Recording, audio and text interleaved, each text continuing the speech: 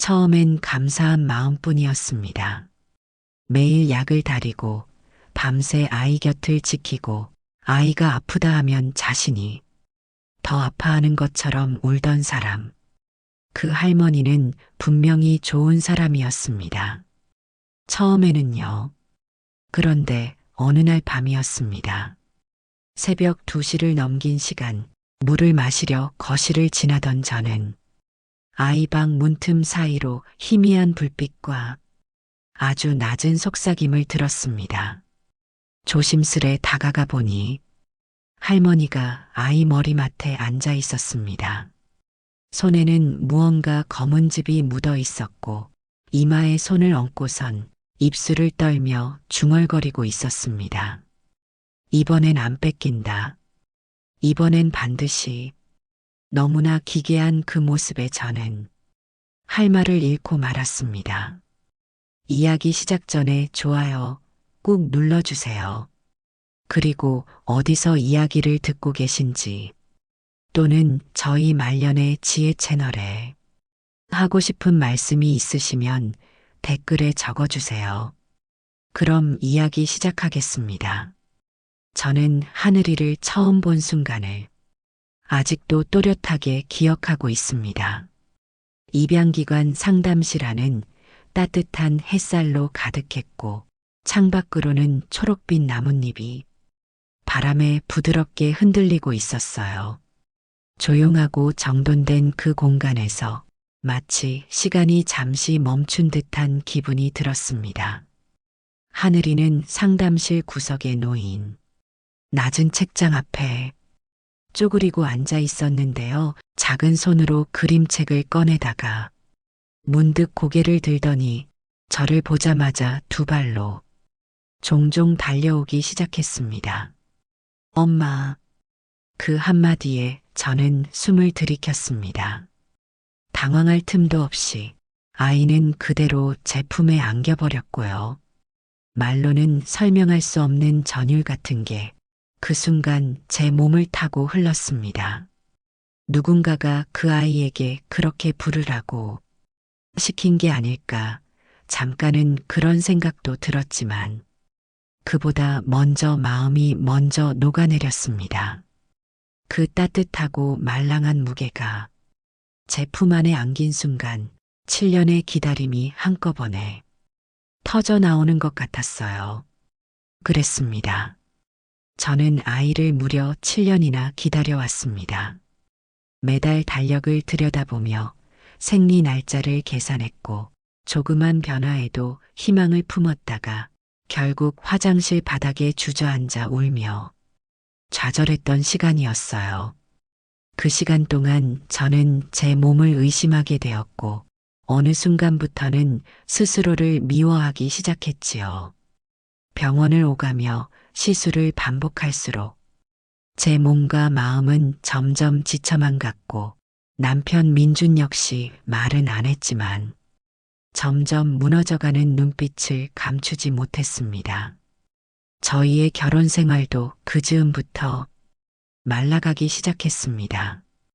같은 집에서 잠을 자고 같은 밥을 먹었지만 서로의 눈을 바라보는 일이 줄어들었고 아무 말도 하지 않은 채 하루가 툭 하고 지나가곤 했어요. 그러던 어느 날 민준이가 조심스럽게 입을 열었습니다. 입양을 생각해 보는 게 어떨까? 입양이라는 단어가 처음 그의 입에서 나왔을 때 저는 이상하게도 마음 한쪽이 덜컥 내려앉는 느낌이 들었어요. 그 말을 듣고 곧바로 고개를 끄덕일 수는 없었습니다. 아무리 오랫동안 아이를 기다려왔다 해도 내 몸에서 낳지 않은 아이를 과연 진심으로 사랑할 수 있을까? 그게 가장 먼저 떠오른 생각이었거든요. 모든 감정을 나눌 수 있을지, 안아주는 팔이 따뜻하게 느껴질지, 그 아이가 아플 땐 진짜 내 살점이 아픈 것처럼 가슴이 쿵 내려앉을지, 그 모든 게 말처럼 쉬울까 싶었어요. 하지만 하늘이를 본 순간 제 안에 그런 걱정들은 순식간에 사라졌습니다.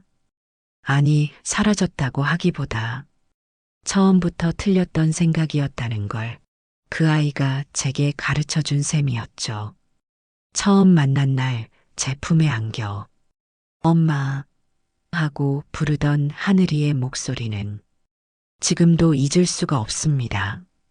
작고 따뜻한 팔로 저를 감싸 안았을 때 저는 숨을 멈춘 채로 그 아이의 체온을 느꼈습니다. 그렇게 한순간에 무너졌습니다. 그동안 쌓아두었던 두려움, 상처, 의심. 그 아이 앞에서는 아무 의미가 없더라고요. 남편인 민준도 하늘이를 무척 아꼈습니다. 말로만 귀엽다고 하는 게 아니라 눈빛과 행동에서 하늘이에 대한 사랑이 그대로 드러났어요. 퇴근길이면 늘 작은 선물 하나쯤은 손에 들려 있었고요. 하늘이가 좋아하는 캐릭터 스티커, 고무줄로 묶은 머리끈 세트, 또 어떤 날은 손바닥만 한 인형 하나를 들고 와서는 조심스레 아이 앞에 꺼내놓곤 했습니다. 오늘은 민준이 아빠가 공주님 선물 사왔대요. 그 말을 들은 하늘이는 늘 까르르 웃으며 달려왔고 남편은 허리를 낮춰 아이를 품에 안아 올렸습니다. 그 모습을 멀찍이 앉아 지켜보던 저는 몇 번이나 눈물이 핑 돌았는지 모릅니다. 그건 제가 꿈꾸던 풍경 그대로였거든요. 가족이란 이름으로 둘러앉아 무언가를 함께 웃고 함께 바라보고 함께 늙어가는 일. 우리는 그렇게 조금도 부족함 없는 가족이 되어가고 있다고 믿었습니다. 그런데 하늘이가 7살이 되던 해 작고 조용한 이상한 징조들이 하나둘씩 스며들기 시작했습니다. 엄마, 머리가 아파요. 처음엔 아이가 꾀를 부리는 줄 알았습니다. 놀이 시간이 끝나가기 싫어서일까, 혹은 유치원 가기 싫은 핑계일까 싶어 별일 아니라고 넘겼지요. 하지만 그날 밤부터 열이 오르기 시작했고 다음 날에도 그 다음 날에도 내려가지 않았습니다. 하늘이는 평소처럼 괜찮아요라고 말했지만 눈빛이 점점 흐려졌고 잘 먹던 반찬을 젓가락으로만 건드리다가 그대로 숟가락을 내려놓는 일이 많아졌습니다. 놀이터에서 뛰노는 걸 누구보다 좋아하던 아이가 어느 날은 미끄럼틀 앞에서 주저앉더니 갑자기 울음을 터뜨리기도 했어요. 그때 처음으로 가슴 어딘가에 불안이 들어찼습니다. 무언가 이상하다는 걸 직감했던 거지요. 병원에 데려갔습니다. 소아과를 시작으로 대학병원, 신경과 혈액과 의사들은 진단서를 뒤적이며 몇 번이고 고개를 갸웃했어요. 검사는 끝도 없었고 결과는 늘 같은 말로 돌아왔습니다. 정확한 원인이 확인되지 않습니다. 다만 희귀 질환의 가능성을 염두에 두셔야 합니다. 그 말이 너무 어려워 한참을 멍하니 있었습니다. 이어진 설명은 더 무거웠어요. 유전적 요인일 수도 있고요. 진행성일 가능성도 있습니다. 지속적인 관찰이 반드시 필요합니다. 그 말을 듣는 순간 무언가 가슴을 꾹 누르고 지나가는 것 같았어요. 유전적 요인이라니요? 그 순간 저는 속으로 그렇게 되뇌었습니다. 하늘이는 입양된 아이였고 입양기관에서는 분명히 건강한 아기라고 설명했었거든요. 질문지를 작성할 때 가족력에 관한 항목도 모두 없음으로 체크되어 있었고요. 그 모든 정보들을 신뢰하고 망설임 없이 아이를 품에 안았던 건데 그날 병원에서 들은 말은 마치 그 믿음이 송두리째 흔들리는 듯한 느낌이었습니다. 저는 혼란스러웠습니다. 이제 와서 그 아이의 과거를 되짚는 게 무슨 의미가 있을까 싶기도 했지만 마음 어딘가에서는 억울한 감정이 스멀스멀 피어올랐어요. 누군가가 내게 거짓말을 한 건 아닐까. 그저 입양성사만을 위해 아이의 상태를 숨긴 건 아닐까. 그런 의심들이 고개를 들기 시작했습니다. 하지만 이내 생각을 고쳐먹었습니다. 아니지. 그게 지금 중요한 게 아니지. 지금은 하늘이를 지켜야 할 때고 아이의 앞날을 위해 하나라도 더 해줘야 할 때였어요. 저희 부부는 밤새 거실에 앉아 이야기를 나눴습니다. 하늘이에게 가장 필요한 것이 무엇인지, 지금 우리가 해야 할 선택이 어떤 것인지. 남편은 회사 일도 조정할 수 있다고 했고, 저는 회사를 그만두고 아이 곁을 지키는 쪽을 고민하기도 했습니다. 하지만 결국 저희는 상주 간병인을 들이기로 결정했습니다. 간병이라는 것이 단순히 아이 옆에 붙어 있는 일이 아니란 걸 알았거든요. 하루에도 몇 번씩 상태를 관찰하고 작은 변화에도 민감하게 대응해야 하며 특히나 희귀병일 가능성이 있는 지금 경과를 세심하게 기록하고 조치를 취할 수 있는 경험 있는 사람이 필요하다고 판단했습니다. 물론 저도 아이 곁을 떠날 생각은 없었습니다. 아이가 눈을 떴을 때 언제나 제가 보일 수 있도록 할 생각이었지만 그럼에도 누군가는 냉정하게 아이의 몸 상태를 관리해줘야 했고 그걸 제 감정에 휘둘리는 제가 하기에는 두려움이 너무 컸습니다. 남편도 같은 생각이었던 것 같아요. 긴 대화 끝에 저희는 간병인을 구하기로 마음을 굳혔습니다. 김순자 할머니가 우리 집에 처음 들어섰던 날을 저는 아직도 잊지 못합니다. 마당 입구에 들어서자마자 그녀는 조심스럽게 신발을 벗었고 맨발로 바닥의 느낌을 한번 밟아보듯 아주 천천히 안으로 들어왔습니다. 허리가 약간 굽어 있었고 몸도 많이 마른 편이었는데 어딘지 모르게 단단한 기운이 느껴지는 분이었어요. 나이는 대략 60 초중반쯤 되어 보였고 얼굴에는 선명한 주름이 깊게 패여 있었지만 눈빛은 이상하게 따뜻하고도 날카로웠습니다. 그런데 하늘이를 본 순간 그분의 얼굴이 확 바뀌었습니다. 마치 숨겨두었던 감정이 튀어나온 것처럼요. 처음에는 그냥 웃는 줄 알았습니다. 하지만 그건 단순한 미소가 아니었습니다. 그 안에는 설명하기 어려운 여러 감정이 뒤섞여 있었어요. 놀라움, 안도, 반가움, 그리고 아주 오래전부터 참아왔던 듯한 그리움까지. 그 표정을 보는 순간 저는 잠시 멈춰 서게 되었습니다. 무슨 사연이 있을까 싶은데 그건 너무 깊어서 함부로 묻기도 조심스러웠습니다. 하늘이는 그런 분위기와 상관없이 천진하게 인사했어요. 작은 손을 모아 인사하며 또박또박 말했죠. 할머니, 안녕하세요. 그 말에 김순자 할머니는 한 박자 늦게 대답을 했습니다. 입술이 파르르 떨렸고 눈빛이 금세 젖어들더니 눈가에 눈물이 고였어요. 아이고, 우리 하늘이 참 이쁘다. 그 목소리엔 어딘가 이상한 울림이 있었습니다. 그냥 아이가 예뻐서 감탄하는 말투가 아니었어요.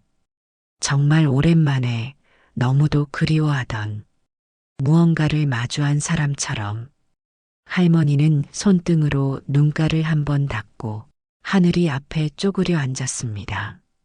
그러곤 한참을 말없이 아이의 얼굴을 바라보았지요. 저는 그 모습을 바라보며 이상하리만치 마음이 찜찜해졌습니다. 물론 아이를 예뻐해 주는 게 고맙고 든든했어요. 그런데 그 눈빛, 그 표정. 이건 단순한 첫 만남에서 나올 수 있는 반응은 아니라는 생각이 들었어요. 마치 아주 오래전부터 알고 있었던 사람을 다시 만난 것 같은 무언가 설명할 수 없는 꾹 눌러 담긴 감정이 그 눈 안에 있었습니다. 그때부터 김순자 할머니의 정성은 정말이지 눈물겹다 싶을 정도였습니다. 하늘이가 기침을 두세 번만 해도 할머니는 곧장 부엌으로 향했어요. 낮은 불에 약재를 우려내듯 무언가를 오래도록 끓였고 국자가 닿는 냄비 소리가 부엌 가득 울려 퍼졌습니다. 그 향은 처음엔 생소했지만 은근히 코끝을 따뜻하게 감쌌고요. 하늘이의 상태에 따라 때로는 대추를 넣었고 어떤 날은 마른 나뭇잎 같은 걸 찌어 넣기도 했습니다. 무엇이든 아이에게 좋다는 건 반드시 해보려는 사람 같았어요. 저는 그 정성에 감탄도 했고 고마움도 컸습니다. 하지만 시간이 지날수록 문득문득 마음 한켠에서 이상한 울림이 들기 시작했어요. 설명할 수 없는 이질감이랄까? 말로는 정확히 못 짚겠는데 가슴 어딘가가 찜찜하게 걸리는 기분이었습니다. 하늘이의 병세가 오르락 내리락 하던 어느 날 밤이었어요. 거실 불을 끄고 잠이 들었던 저는 이상하게도 잠이 깨 조용히 방문을 열었습니다. 그리고 아주 희미한 불빛 아래에서 믿기 힘든 장면을 마주쳤습니다. 할머니가 하늘이 머리맡에 앉아 있었어요. 한 손은 하늘이의 이마에 올려져 있었고 다른 손은 가슴께에 모아 조용히 흔들리고 있었죠. 입술은 바삐 움직이고 있었지만 그 소리는 너무 작아서 무슨 말을 하는지 알아들을 수는 없었습니다. 기도인가? 무언가를 중얼거리고 있는 건 확실했어요. 할머니, 뭐 하세요? 그 말에 할머니는 깜짝 놀란 듯 손을 거두며 몸을 움츠렸습니다. 눈빛이 어딘가 얼어 있었고 잠깐 말을 잇지 못하다가 이내 작게 웃으며 말했죠. 아, 그냥 열이 내리라고 기도하고 있었어요. 애가 너무 뜨겁잖아요. 그죠? 가만히 누워 있는 게 마음이 아파서. 저는 웃으며 고개를 끄덕였지만 마음 깊은 곳은 편치 않았습니다. 정성이라는 말로는 설명되지 않는 뭔가 더 오래된 의식 같은 느낌이 있었거든요. 할머니는 이따금 하늘이의 얼굴을 바라보다 눈을 감고 한참을 그대로 있기도 했습니다. 그 모습은 기도라기보다는 무언가를 속삭이는 듯한 느낌에 가까웠어요. 그 순간 저는 스스로에게 물었습니다. 지금 이분 정말 하늘이에게만 마음을 쏟고 있는 걸까? 하지만 곧바로 그 생각을 밀쳐냈습니다. 그건 제가 할 사람이 할 생각이 아니라고, 그 정성 앞에서 그런 의심은 죄스럽다고. 그땐 그렇게 믿고 싶었어요. 정말 그렇게 믿고 싶었습니다. 할머니는 시간이 갈수록 더 많은 민간요법을 시도했습니다. 처음엔 그 정성에 감탄했어요. 도라지, 더덕, 이름 모를 산나물들까지. 부엌에는 늘 뭔가를 다리는 냄비가 올라가 있었고 마당 한 구석에는 어디선가 들고 온 마른 뿌리와 줄기들이 신문지 위에 널브러져 있었습니다.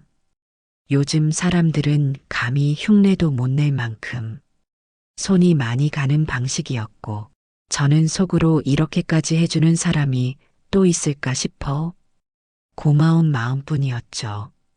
할머니가 손숙해왔다고 말하는 약초는 향이 강하고 쓴맛이 입안에 맴돌았지만 하늘이는 그걸 꾹 참고 잘도 삼켰습니다. 으윽 쓰다근데 엄마, 할머니가 주는 건 다 몸에 좋은 거래요. 하늘이는 그렇게 말하며 흐뭇하게 웃었고 저도 괜히 눈물이 나더라고요. 아픈 아이가 약을 거부하지 않고 순하게 마시는 것만 해도 얼마나 고마운 일인지. 그땐 그랬어요. 그냥 고맙다는 감정 하나로 모든 걸 덮었고 할머니가 집안 곳곳에 놓은 말린 뿌리, 물에 띄운 종이 부스러기, 심지어는 방문에 붙여둔 종이 조각까지도 뭔가 풍습이려니 하고 넘겼습니다.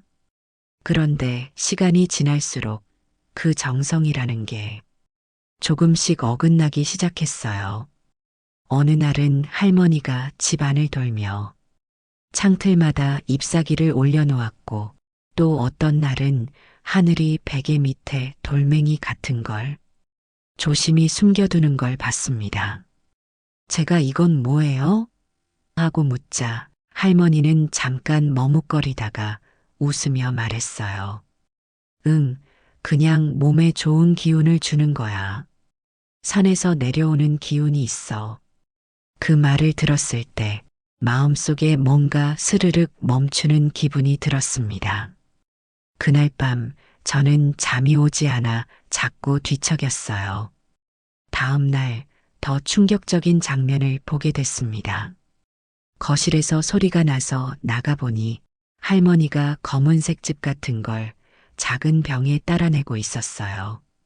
냄새는 진하고 쏘는 듯 했는데 그건 제가 지금껏 맡아본 어떤 약초 향과도 달랐습니다. 색깔도 까맣고 점성이 이상하게 걸쭉했어요. 할머니, 이건 뭐예요? 제 목소리가 생각보다 날카롭게 나갔는지 할머니는 깜짝 놀란 듯 움찔했습니다. 그러다 금방 웃으며 대답했죠. 몸에 좋은 약초예요. 깊은 산에서 직접 캐온 거라서 귀한 거예요. 열이 잘 떨어지게 하고 피도 맑아진답니다. 그 말을 듣고 저는 웃어 보이려 했지만 속은 그렇지 않았습니다. 그 즙을 하늘이에게 먹이려는 순간 저는 본능적으로 제 몸이 앞으로 움직이려는 걸 느꼈어요. 막아야 하나 멈춰야 하나. 하지만 하늘이는 이미 고개를 끄덕이며 입을 벌렸습니다. 할머니가 주는 거니까 괜찮아요. 조금 써도 참을 수 있어요. 그 말을 듣는 순간 제 입술이 굳었습니다. 하늘이는 할머니를 믿고 있었고 전 그 믿음을 배신할 수 없었습니다. 하지만 마음속 어딘가에선 확실하게 뭔가가 요동치기 시작했어요. 그날 밤 저는 남편에게 속삭이듯 말했습니다. 여보, 저 할머니 뭔가 이상하지 않아? 민주는 깜짝 놀란 얼굴로 저를 바라봤습니다. 뭐가? 남편이 되묻는 그 짧은 말 속에 무언가 움츠러든 기척이 느껴졌습니다. 하지만 저는 주저하지 않고 말했어요. 하늘이를 보는 눈빛이 이상해. 처음엔 그냥 예뻐해서 그러는 줄 알았는데 요즘은 어쩔 땐 무섭기까지 해. 남편은 제 말을 듣고 잠시 눈을 감았다가 천천히 고개를 끄덕였습니다. 나도 그런 느낌이 들어. 처음엔 워낙 정성스럽게 하길래 감사했는데 요즘 들어선 그 민간 요법들도 정말 효과가 있는 건지 솔직히 의문이야. 둘 사이에 묵직한 정적이 흘렀습니다. 의심하고 싶지 않았고 애써 외면하고 싶었지만 그 감정은 이미 둘 다의 마음에 자리를 잡아버린 뒤였습니다. 그럼에도 할머니의 정성만큼은 쉽게 의심할 수가 없었습니다. 어느 날 오후 저는 부엌에서 설거지를 하다가 문득 욕실에서 물소리가 들리는 걸 들었습니다. 하늘이 목욕 시간이구나 싶어 지나치려 했지만 무심코 욕실 문이 살짝 열려 있는 틈 사이로 스치는 장면에 제 발이 멈췄습니다. 할머니가 하늘이의 작은 몸을 천천히 닦아주고 있었어요. 그 자체로는 다정하고 익숙한 모습이었는데 이상한 건 그 눈빛이었습니다. 단순히 아이의 상태를 살피는 눈빛이 아니었어요. 할머니는 하늘이의 팔을 쓸어내리다가 멈췄고 작은 등 뒤를 바라보며 한참을 고요히, 아주 고요히 시선을 붙잡고 있었습니다. 마치 무언가를 확인하는 듯한 집중. 어떤 점을 보고 있는 건지, 왜 그렇게 숨도 쉬지 않고 바라보는 건지. 그 순간의 분위기는 설명할 수 없는 긴장으로 가득 차 있었어요. 하늘이는 그 시선을 의식하지 못하고 목욕 장난감을 가지고 놀고 있었지만 저는 문 밖에서 심장이 얼어붙는 기분을 느꼈습니다. 할머니, 뭘 보세요? 할머니의 시선이 유독 오래도록 하늘이의 다리 쪽에 머물러 있는 게 이상해서 물어본 거였어요. 아, 그냥 발진이 있나 해서요. 말은 그랬지만 할머니의 눈빛은 흔들렸습니다. 순간적으로 당황한 기색을 감추지 못했어요. 그 짧은 머뭇거림과 얼버무림, 그리고 말끝에 감긴 그 이상한 떨림. 저는 그때부터 마음 한구석이 서늘해지기 시작했습니다. 할머니의 행동이 하나하나 전과 달리 보였고 모든 정성이 어떤 집착처럼 느껴졌습니다. 하지만 그런 의심을 품기엔 하늘이의 상태가 너무도 절박했습니다. 아이의 병세는 좀처럼 나아지지 않았고 오히려 점점 더 기운이 없어졌습니다. 처음에는 미열이 반복되다가 어느 날부터는 식욕도 뚝 떨어졌고 침대에서 일어나는 것조차 힘들어할 때가 많아졌어요. 하늘이는 아직도 밝은 척 웃으며 저를 안심시켰지만 그 웃음 너머로 보이는 창백한 얼굴이 저는 견딜 수 없었습니다. 어느 날 저는 할머니에게 조심스럽게 말을 꺼냈습니다. 할머니, 혹시 병원 치료도 병행해보면 어떨까요? 같이 해보는 건 나쁘지 않잖아요. 그 말을 들은 할머니는 마치 불붙은 장작처럼 확 반응했습니다. 두 눈이 커졌고 손에 들고 있던 물수건을 놓칠 뻔했어요. 안 돼요. 단호한 말투였습니다. 그 안에는 단순한 반대가 아니라 뭔가를 절대로 지켜야 한다는 불안한 집착 같은 게 느껴졌습니다. 이 아이는 특별해요. 보통 치료로는 안 돼요. 지금 제가 하는 게 그게 유일한 길이에요. 특별해요. 그 말이 머릿속을 떠나지 않았습니다. 어떤 의미였을까요? 단지 희귀한 병에 걸렸다는 뜻인지 아니면 그 이상의 무엇을 뜻하는 건지. 그날 밤 저는 뒤척이다가 화장실에 가려 일어났습니다. 집안은 조용했고 복도는 어둡고 길었습니다. 그런데 복도 끝 할머니 방 안쪽에서 무언가 낯선 소리가 들려왔습니다. 울음소리 같았어요. 정확히는 흐느끼는 소리였습니다. 소리내어 울기보다는 입을 틀어막고 참으려 애쓰는 듯한 그 흐느낌. 저는 발걸음을 멈추고 그 자리에서 한참을 서 있었습니다. 문을 두드릴까 말까 망설이다 결국 발을 돌렸습니다. 그 울음에 이상하게도 슬픔보다 두려움이 먼저 들었거든요. 이 아이는 특별하다. 그 말이 귓가에 메아리처럼 맴도는 밤이었습니다. 그리고 그 밤 이후 저는 더 이상 집안에서 마음을 놓고 숨 쉴 수가 없었습니다. 하늘이는 결국 8살 생일을 맞지 못했습니다. 봄이 오기 직전이었어요. 마당 끝 감나무 가지에 연두빛 싹이 맺히던 그 즈음, 하늘이는 말없이 아주 조용히 눈을 감았습니다. 그 순간을 잊지 못합니다. 할머니 품에 안겨 있었고 저는 막죽 끓인 그릇을 들고 방으로 들어서는 길이었습니다. 하늘이는 숨을 쉴 때마다 가슴이 아주 작게 들썩였는데 그 마지막 한 번이 너무 조용하고 너무도 깊어서 한동안 저는 그게 마지막인지조차 몰랐습니다. 하늘아 하늘아.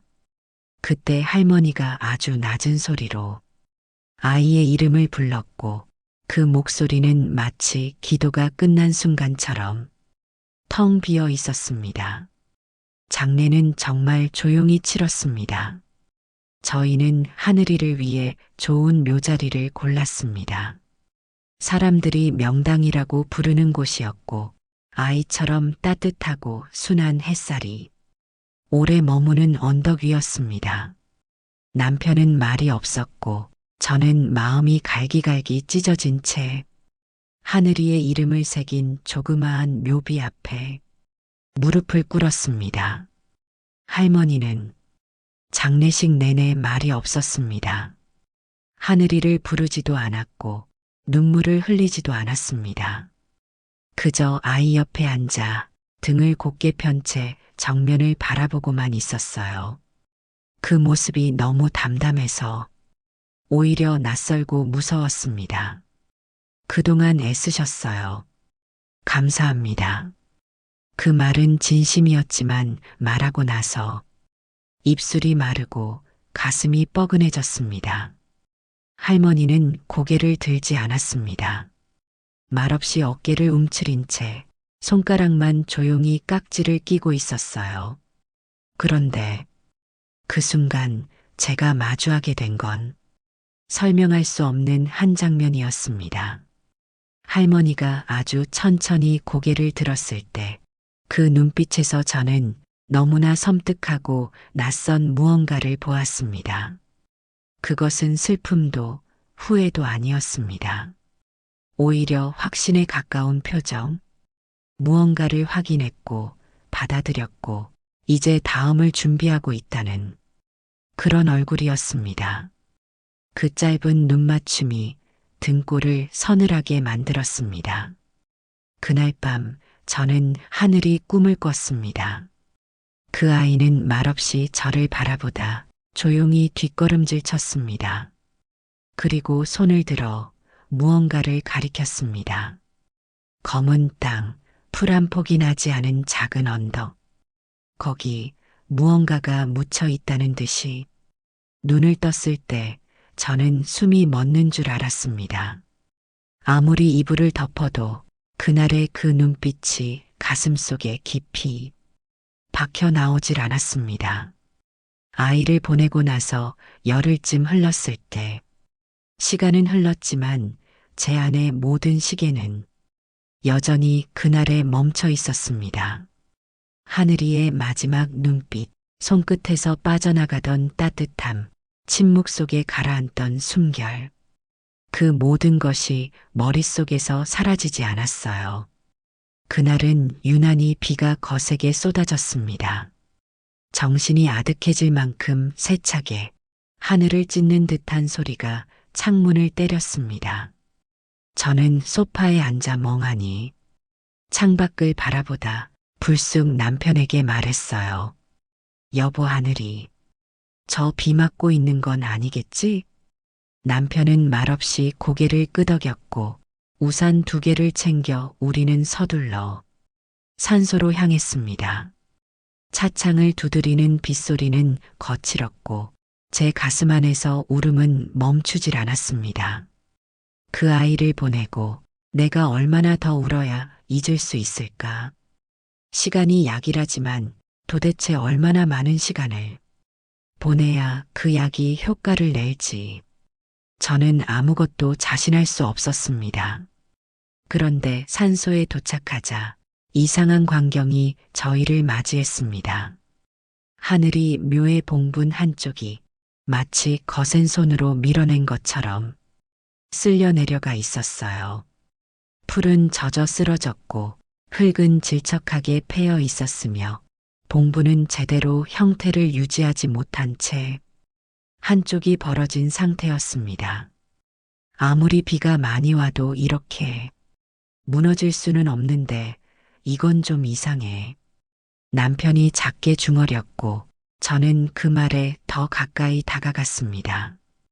그리고 그 순간 흙 속에서 희미하게 드러난 하얀 곡선 하나가 제 시선을 잡았습니다. 비에 젖어 반쯤 드러난 도자기 항아리. 심장이 쿵 내려앉았습니다. 조심스레 손으로 흙을 걷어내고 그 항아리를 꺼냈습니다. 작은 유골함이었습니다. 그리고 그 안에서 저는 차라리 눈을 감고 싶었던 현실을 마주했습니다. 별이, 작은 사진 한 장, 그리고 그 아래엔 정갈한 글씨로 쓰여 있는 이름. 별이. 그런데 그 사진 속 아이는 충격적일 만큼 하늘이와 똑같았습니다. 눈, 코, 입, 그리고 앳된 미소까지도 도저히 우연이라고는 생각할 수 없는 모습이었습니다. 손이 떨려 항아리를 제대로 붙잡지도 못했어요. 그 순간 머릿속에서 하나의 기억이 불쑥 솟아올랐습니다. 우리 별이 오늘은 많이 좋아졌네. 하늘이가 아프기 시작한 그 초기에 순자 할머니가 무심히 중얼거렸던 말. 그땐 그냥 애를 착각했나 보다 하고 넘겼던 기억이 이제는 등골을 서늘하게 만드는 실마리가 되어 저를 짓눌렀습니다. 저는 남편을 돌아보며 말했어요. 여보, 순자 할머니. 순자 할머니를 찾아야 해. 우리는 충격에 휩싸인 채 묘에서 돌아오는 길도 잊은 듯 말을 잃었습니다. 차 안은 온통 정적뿐이었고 빗물에 젖은 바닥과 제 무릎 위에 놓인 유골함 사진이 점점 뿌옇게 번져 보였습니다. 그날 밤 저는 눈을 붙일 수 없었어요. 하늘이와 똑같은 얼굴을 가진 별이, 그리고 그 이름을 무심히 중얼거렸던 순자 할머니의 목소리. 이 모든 것이 우연일 리 없었습니다. 저는 할머니의 신상을 뒤쫓기 시작했습니다. 입양기관에 연락을 하고 간병인을 연결해준 업체를 통해 주소지를 받아냈습니다. 경북 어느 시골 마을. 너무 멀고 낯선 곳이었지만 주저할 이유는 없었습니다. 남편과 함께 차를 몰아 그곳으로 향했습니다. 오래 달려 도착한 마을은 작고 조용했습니다. 집집마다 낮은 돌담이 이어졌고 어디선가 장작 타는 냄새가 풍겨왔습니다. 순자 할머니의 집으로 알려진 그곳은 마을 끝자락, 산자락에 붙어 있었습니다. 대문 앞에 도착한 순간 저는 심장이 철렁 내려앉았습니다. 문은 굳게 잠겨 있었고 우편함엔 온갖 고지서와 광고지, 빛바랜 편지들이 가득 꽂혀 있었어요. 빗물에 눅눅하게 젖은 봉투들이 한 움큼이나 쌓여 있었고 누가 봐도 사람이 한동안 드나들지 않은 흔적이 역력했습니다. 여기 아무도 안 사는 집 같은데. 남편이 작게 말했지만 저는 대답하지 못하고 그저 문을 바라보고만 있었습니다. 뭔가 깊이 감춰져 있는 무언가가 이 집 안에 있을 것만 같은 기분이 자꾸 들었어요. 그때 담벼락 너머로 누군가 다가왔습니다. 동네 어르신 같았어요. 저희를 한번 훑어보더니 조심스럽게 입을 열었습니다. 혹시 김순자 찾아왔는가? 네. 순자 할머니 집 맞죠? 맞긴 한데 그 양반 제정신이 아니요. 지금 얼마 전부터 반쯤 정신이 나가서 말이지. 저 산 밑 무당집을 매일같이 오르락 내리락 한다니까. 그 말을 듣는 순간 제 등줄기를 싸늘한 한기가 훑고 지나갔습니다. 무당집이요? 어, 거기 산 밑에 있는 암자처럼 생긴 곳이 있어.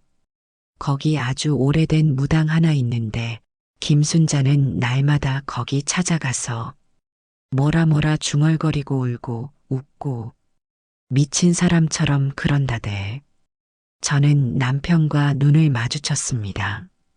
이제 더는 피할 수 없다는 걸 직감했어요.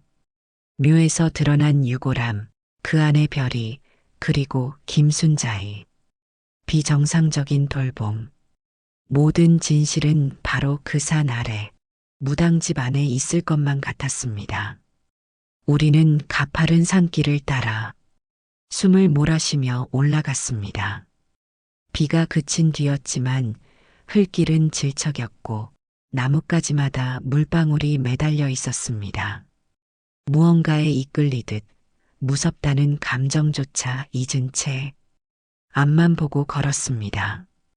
그 산자락 아래에 무당이 있다는 그 말을 들은 이후부터 마음속에선 지독한 불길함이 떠나질 않았습니다.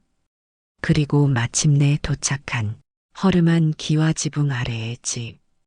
지붕 위엔 낡은 부적이 바람에 나부끼고 있었고 현관 앞엔 오래된 집신 두 켤레가 어지럽게 벗겨져 있었습니다. 문은 살짝 열려 있었고 안에서 뭔가 다투는 듯한 고성이 들렸습니다. 조심스레 문틈 사이로 안을 들여다본 순간 저는 몸을 움츠렸습니다. 그 안엔 김순자 할머니가 있었어요. 평소에 조용하고 단정하던 그 모습이 아니었습니다. 그녀는 두 눈을 부릅뜬 채 악을 쓰고 있었습니다. 마치 그 순간 세상을 향한 분노가 모두 그녀 안에서 터져나오는 듯 했습니다. 네가 하라는 대로 다 했잖아. 다 했어. 근데 내 손주 결국 죽었잖아. 너 나한테 똑바로 알려준 거 맞아? 근데 왜 애가 그렇게 맥없이 죽어? 왜? 할머니의 목소리는 갈라지고 있었고 두 손은 떨려 있었습니다. 눈동자엔 절망과 분노가 뒤엉켜 있었고 몸은 그 감정을 더는 감당할 수 없다는 듯 휘청거리고 있었습니다. 무당은 안절부절 못하며 한 걸음 물러섰습니다. 당황한 기색이 역력했고 그녀의 입에서 나온 말은 더는 책임지지 않겠다는 한 발 뺀 변명이었습니다. 내가 말했잖아. 사람 목숨은 하늘에 달린 거라고. 나는 길만 알려준 거네. 그 길 끝에 살아날 아이였음 살았을 걸세. 그렇게까지 해도 안 된 건 그건 그 아이 운명인 거야. 운명은 거스를 수 없는 거다. 그 순간 무당은 할머니의 손을 밀어내며 외쳤습니다. 이제 나도 더 이상 못 참아. 이게 도대체 며칠째야? 매일 이렇게 찾아와서 내게 뭐라고 해도 바뀌는 건 없어. 손주 죽은 건 안 됐지만 그건 그 아이 운명이었다고. 그 말에 순자 할머니는 힘없이 주저앉았고 어깨를 들썩이며 울기 시작했습니다. 그 울음은 고요하지 않았습니다. 분노와 슬픔, 그리고 무너진 믿음까지 모든 것이 한꺼번에 터져나오는 그런 울음이었습니다. 저는 문 밖에서 그 광경을 지켜보며 온몸이 굳는 것을 느꼈습니다. 지금까지 제가 보아온 김순자 할머니는 결코 단순한 간병인이 아니었습니다. 그녀는 뭔가를 되돌리기 위해 그 애절하고 슬픈 망상의 길을 따라 끝까지 간 사람이었습니다. 그리고 이제 그 끝에 완전히 무너진 채 혼자 남아 있었습니다. 저희는 조심스럽게 안으로 들어가 할머니에게 다가갔습니다. 바닥에 무너지듯 주저앉은 그녀는 우리가 다가가는 소리를 듣고 고개를 들었고 그 순간 눈앞에서 너무 낯선 얼굴을 마주한 사람처럼 눈이 휘둥그레졌습니다. 왜 너희가 여길? 하늘이 엄마 아빠가 왜 여길 어떻게 해? 말은 채 끝맺지 못했고 다음 순간 할머니는 엉엉 울음을 터뜨렸습니다.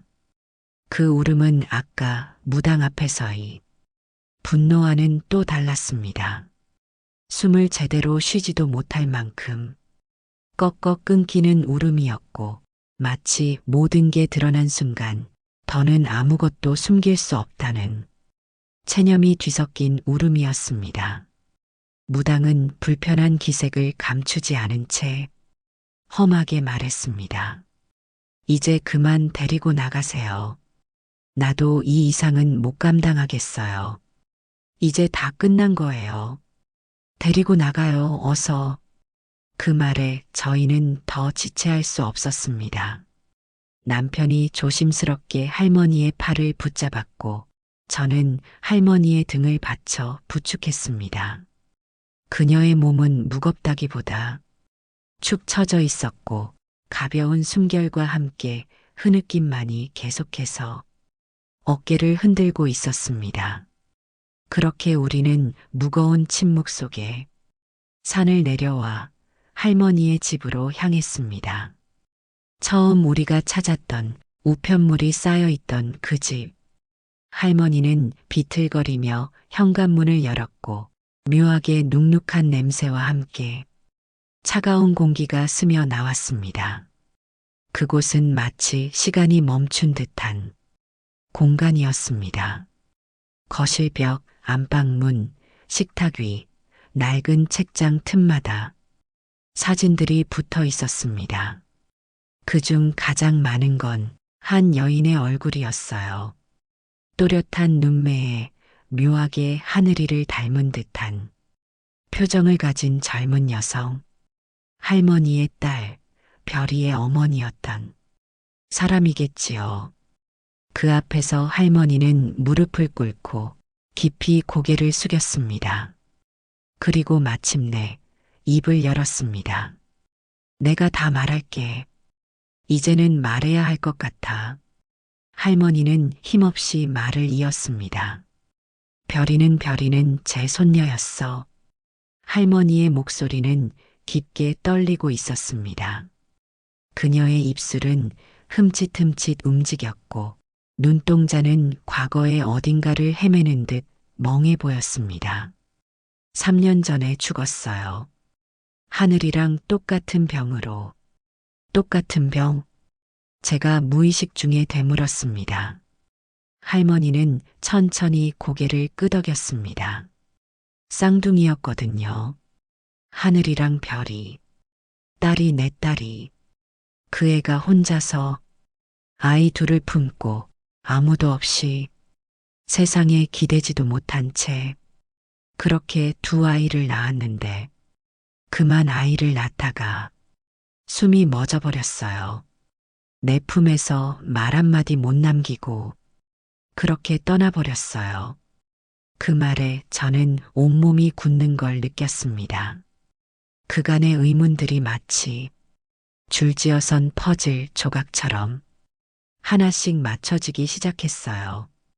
두 아이 중 하나는 태어날 때부터 몸이 약했어요. 병원에서는 당장 치료가 필요하다고 했지만 돈이 없었어요. 너무나 비통하게도 결국 건강한 아이라도 좋은 환경에서 자라야 한다고 눈물을 머금고 하늘이를 보내기로 한 거예요. 그녀의 말이 이어지며 울음도 함께 터져 나왔습니다. 별이는 내 전부였어요. 무슨 일이 있어도 꼭 살리고 싶었어요. 하지만 별이는 병원에서 오래 두면 위험하다고 치료를 받으려면 큰 돈이 든다고 했어요. 근데 그땐 정말 가진 게 하나도 없었어요. 밥값도 끊긴 지 오래였고 약 하나 제대로 사줄 돈도 없었어요. 그 애를 위해 뭐든 해주고 싶었지만 그게 마음뿐이더라고요. 민간요법이라도 붙잡고 싶었어요. 그거라도 안 하면 내가 아무것도 안 한 사람 같아서 근데 좀 나아지는가 싶더니 결국 그 아이는 그렇게 내 품에서 떠났어요. 살리고 싶었는데, 정말 끝까지 지켜주고 싶었는데, 저는 그 자리에 앉은 채 숨을 쉬는 것도 잊고 있었습니다. 모든 게 선명해졌습니다. 왜 하늘이를 보는 눈빛이 그렇게 간절했는지, 왜 끊임없이 민간요법을 시도했는지, 왜 그렇게까지 애달프게 기도했는지. 할머니는 무너진 듯 주저앉아 흐느꼈고 손을 짚고 몸을 앞으로 기울였습니다. 하늘이가 같은 병이라는 소식을 듣고 이번에는 꼭꼭 살리고 싶었어요. 별이에게 못해준 걸 하늘이한테라도. 그녀는 얼굴을 들었고 뺨엔 눈물 자국이 가득했습니다. 그때 무당이 말했어요. 산 기운으로 살릴 수 있다. 피를 다시 불러들이면 목숨이 이어진다고. 그 말을 믿었어요. 민간요법보다 더 깊은 뭔가가 있다면 그거라도, 정말 그거라도 해보려고 했어요. 그녀는 입술을 꼭 깨물고 말했습니다. 무당이 알려준 대로 했어요. 기운 돌리는 방법도 시켰고, 아이가 잠들 때마다 그 기운을 다시 불러내야 한다며, 별이한테 못해준 거 다 하라고 했어요. 그녀는 마침내 무릎을 꿇었습니다. 바닥에 이마가 닿을 정도로 고개를 숙이고 숨을 몰아쉬며 오열했습니다. 결국 또 못 살렸어요. 난 또 그렇게 보내버렸어요.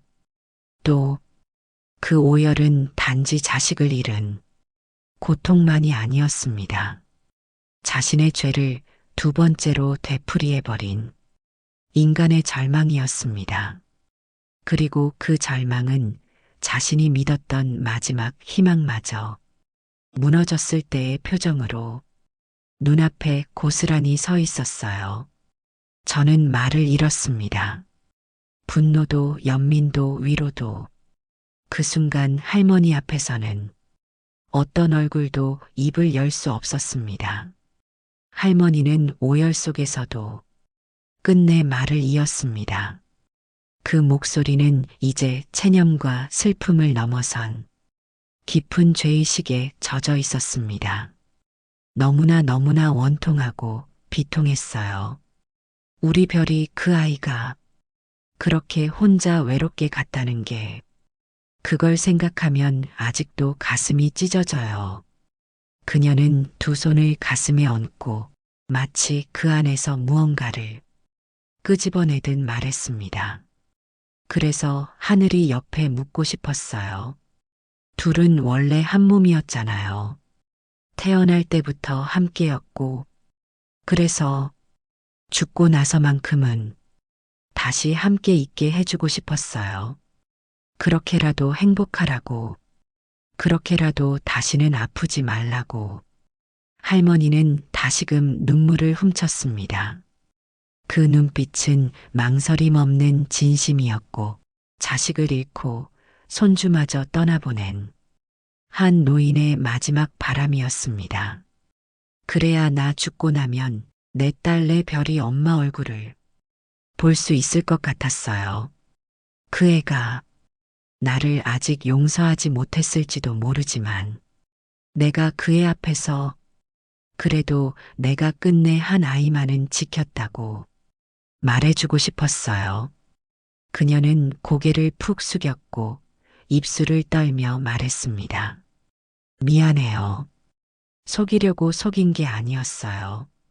말을 해야 했는데 너무 무서웠어요. 하늘이까지 잃고 나니까 더는 입도 열 수 없었어요. 말 끝에 남은 건 그 어떤 변명보다도 깊은 진심이었습니다. 저는 오래도록 침묵한 채 앉아 있었습니다. 어떤 말도 위로가 되지 않을 것 같았고, 그녀에게 돌을 던질 힘조차 제 안에 남아있지 않았습니다. 그저 가슴이 너무 아팠어요.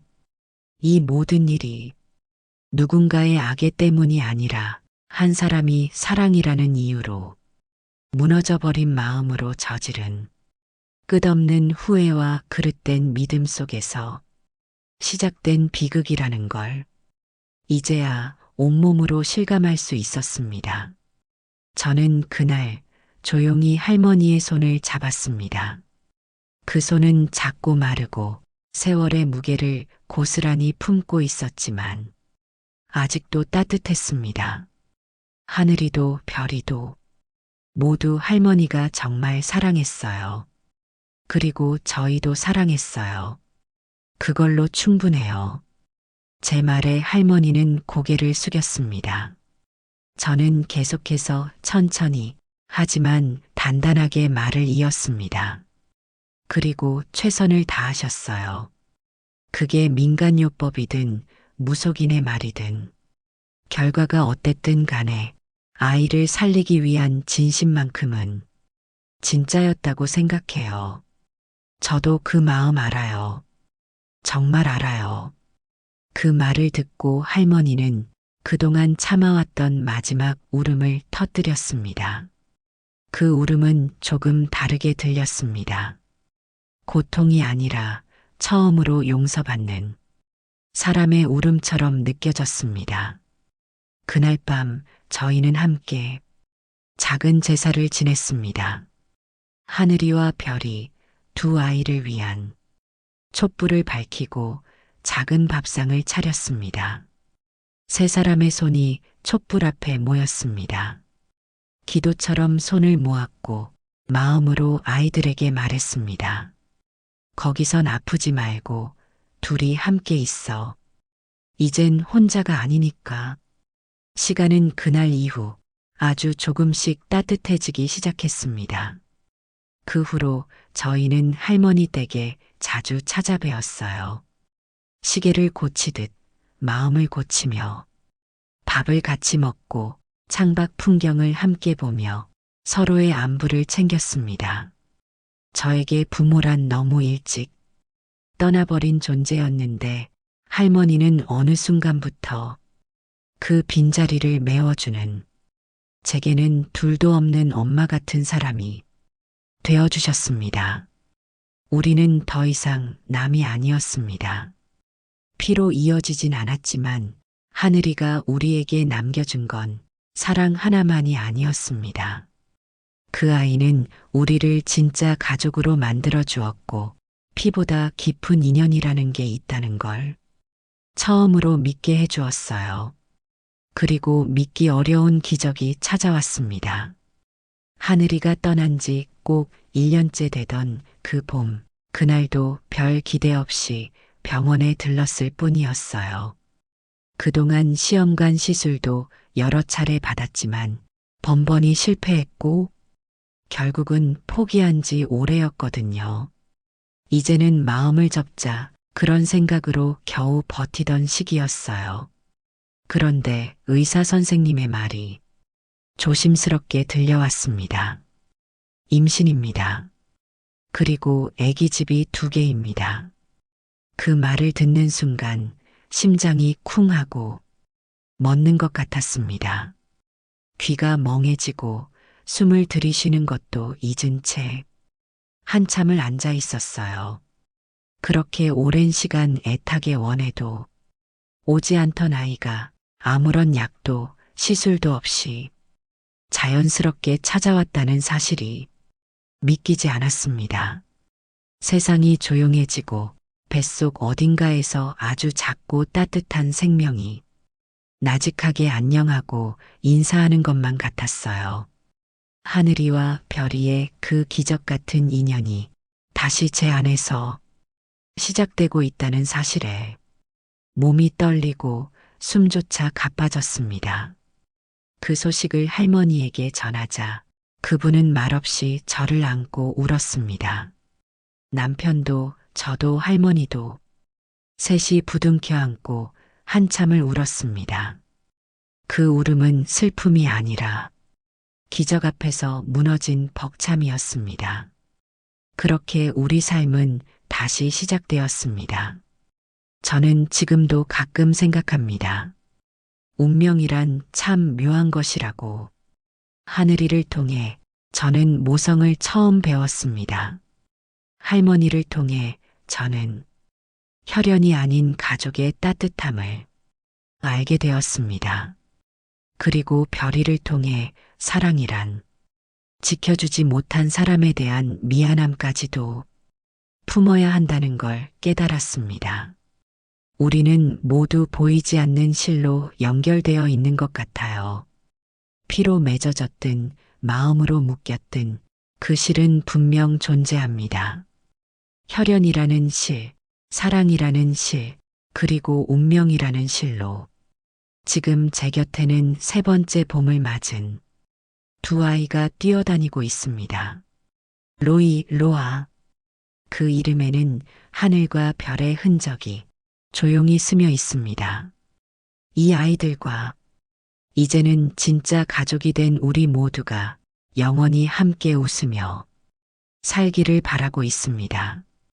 그것만이 이 모든 기적에 대한 저의 마지막 대답입니다. 오늘의 이야기였습니다. 이야기가 마음에 와 닿으셨다면 좋아요 꼭 눌러주세요. 또 다른 이야기로 찾아뵙겠습니다. 감사합니다.